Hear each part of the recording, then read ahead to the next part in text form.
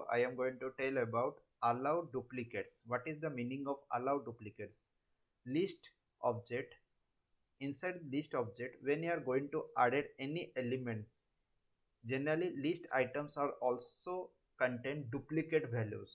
Okay, list items are also contain duplicate values. So how could you know there is a duplicate value? Till now I am not entering any duplicate values. My previous videos also giving are examples, but now I will show you how list object has a duplicate values. Okay, so let's see.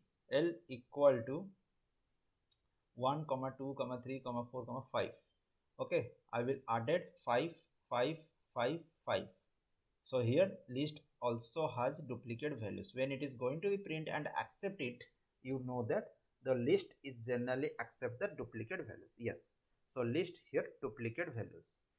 So since lists are indexed and list can have items with the same value. Here see the items inside the list having the same value, and it also allowed. Okay, the items are allowed, duplicate items are allowed. You remember this point. That's why I will making this small videos, each videos having the some specific uh, specific feature of that particular list object. Okay, specific functionality also.